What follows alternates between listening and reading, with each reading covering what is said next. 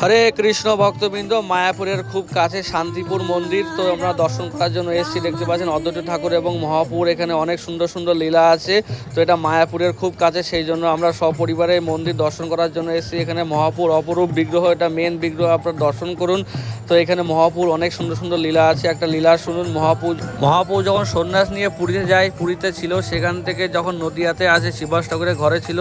শিবাস ঠাকুরের ঘরে সচী মাতা এসে শিবাস ঠাকুর এবং মহাপুর সাথে এখানে সাক্ষাৎ হয়। তো অন্যদিন জানাবো। এখানে মহাপুর খুব সুন্দর চরণের পদচিহ্ন আছে এবং মহাপুর খুব সুন্দর সুন্দর বিগ্রহ আছে, আরও অনেক কিছু আছে, সেগুলো আপনাদের অন্য ভিডিওতে জানাবো।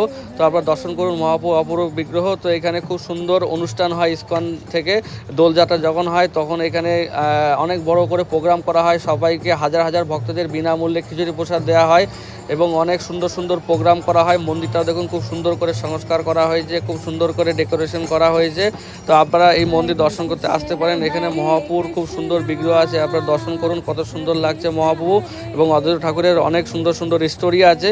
তো আমরা খুব ভালোভাবে দর্শন করলাম। এখানে বাইরে থেকে অনেক ভক্তরা এসেছিল, নাচ গান কীর্তন করছিল, আমরাও তাদের সাথে খুব সুন্দর আনন্দের সহিত নাচ গান কীর্তন সেবা কার্য করলাম। এখানে গোপাল দেখলাম, খুব সুন্দর লাগছিল।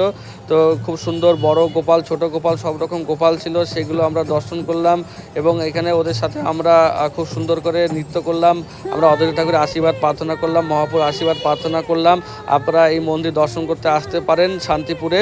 তো আপনাদের সকলকে অসংখ্য ধন্যবাদ। আপনারা এই ভিডিওটা লাইক কমেন্ট শেয়ার করে সহযোগিতা করতে পারেন, মন্দির দর্শনে আসতে পারেন। সকলকে ধন্যবাদ।